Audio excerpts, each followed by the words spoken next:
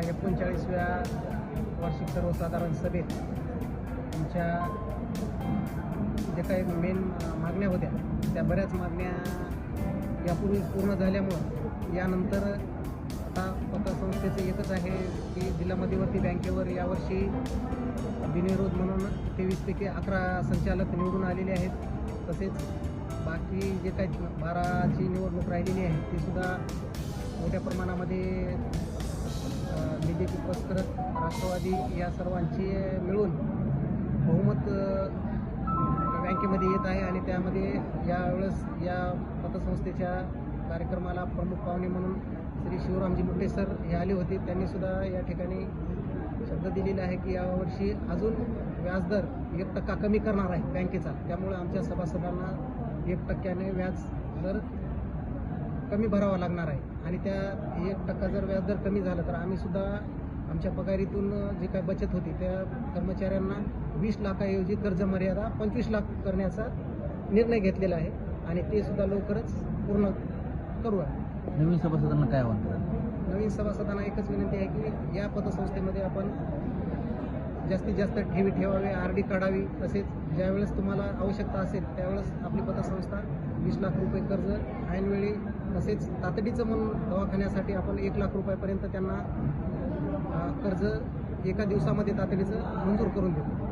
त्यासाठी सर्व सभासदांनी हे आपलं एक कुटुंब म्हणून या संस्थेकडे बघावं आणि या संस्थेकडे भविष्यामध्ये आपण सभासद व्हावं। संस्था कर्मचारी सहकारी पतसंस्थेची आज सर्वसाधारण सभा संपन्न झाली। या सभेमध्ये जी पतसंस्था आहे या पतसंस्थेने आजपर्यंत नफ्यातच राहिलेली आहे। इतर पतसंस्थेमध्ये काही घाटे झालेले आहेत किंवा नुकसानीत आहेत, परंतु ही पतसंस्था कायम फायद्यामध्येच राहिलेली आहे। संस्थेचे अध्यक्ष श्री खंडागळे सर आणि उपाध्यक्ष पिंपळदरे सर, सचिव गिरी सर सर्व उपस्थित होते। या ठिकाणी अहवालाचं वाचन झालं आणि त्यांनी सांगितलं की यापूर्वी जे कर्ज वाटपाची मर्यादा 15 लाख रुपये होती ती वाढून 20 लाख रुपये करण्यात आलेली आहे। त्याचबरोबर दरवर्षी ही वाढवण्यासाठी नेहमीच हे मंडळ प्रयत्न करणार आहेत। तसा विचार केला गेला तर पतसंस्थेचे सभासद संख्या 186 आहे।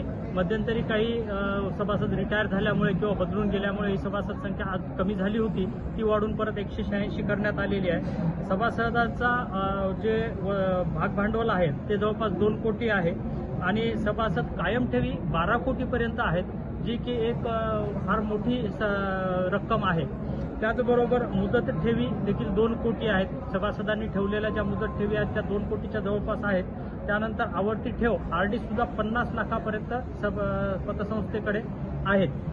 गंगाजळी 2 कोटी आहे। अशा वेगवेगळ्या प्रकारे संस्थेकडे निधी उपलब्ध असून तो नियमित कर्ज, त्यानंतर आकस्मिक कर्ज आणि ह्याच्या सभासदांसाठी वैयक्तिक कर्ज मर्यादा वाढवणे अशा वेगवेगळ्या कामांसाठी या पतसंस्थेची कार्यकारिणी मंडळ सतत कार्यरत किंवा प्रयत्नशील असते।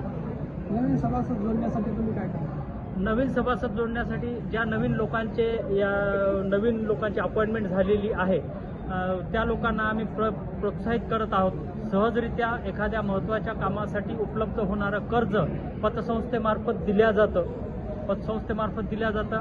एका सहीवरती कर्ज देणारी केवळ ही एक पतसंस्था म्हणा किंवा एक आर्थिक व्यवहार करणारी संस्था या ठिकाणी आहे।